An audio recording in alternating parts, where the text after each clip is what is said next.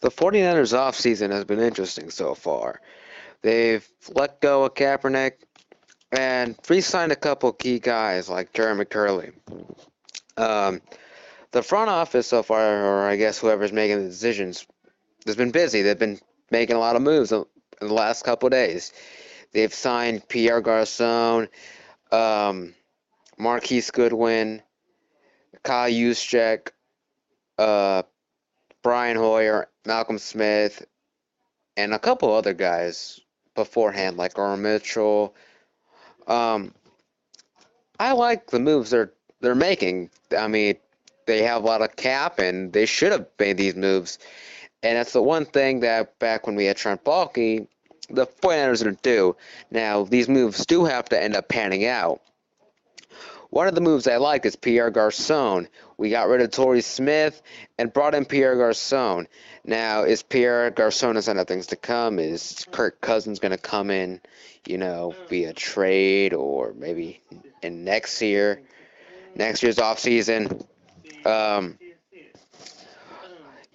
Pierre Garcon is a good acquisition for the 49ers. I think it's a 3-year deal. He's set to make $16 million in the first year, so that's pretty interesting. The 49ers also got another wide receiver in Marquise Goodwin, speedy wide receiver from the Buffalo Bills. The only problem is he hasn't been able to stay healthy in the last couple of years, but it's interesting to see where it goes from now. Another move is Brian Hoyer. Now, Brian Hoyer's on a 2-year deal. This is probably the only move I do not like that the 49ers made. I've never been a fan of Brian Hoyer. He's been that group of quarterbacks from the New England Patriots who just don't pan out because they're system players and not actually that good players. But I guess it's a move the Niners had to make. They have no quarterbacks on the active roster. They were kind of forced to get a quarterback either or. I would have liked another year with Colin Kaepernick, but I guess we're stuck with Brian Hoyer. Like I mentioned, Marquise Goodwin, but we also needed a fullback, and so we got Kyle Juszczyk. Now, I guess we're not bringing back Bruce Miller because he still has the grandpa beating up gimmick, or that old man gimmick, beating up old men gimmick. But Kyle Juszczyk is a good acquisition. I think it's a $21 million deal, something around that. Another good move, and the other good move was the Malcolm Smith move.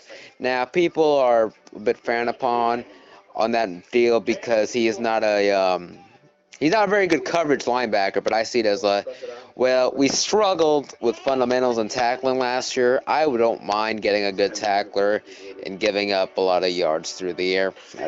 I don't mind. It's better than what we had before.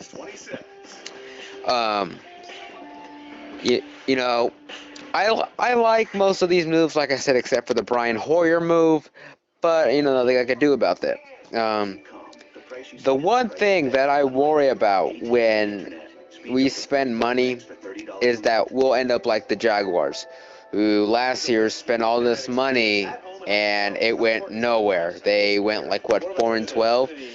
Now, I've never been a guy who's thought that making moves through free agency is going to rebuild your team. It's going to make your team better. I mean, if you're already a good team and are looking to get better and maybe it's a desperate need, not desperate, but a position you really need to get, go ahead and make the move.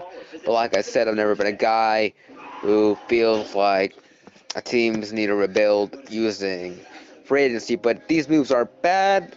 They're good moves that I'm okay seeing the 49ers make. And it's going to be interesting to see how they continue to get better this offseason. What are they going to do? Are there still moves to be made? I think there is. Are they going to make these moves? Who are they going to get next? And what are they going to do? I'm interested to see what they do maybe to fix up the defense maybe a little bit more, maybe get another pass rusher maybe. Or are they going to maybe, I don't know, get another quarterback? Who's going to be that another quarterback? It's going to be interesting to see where this goes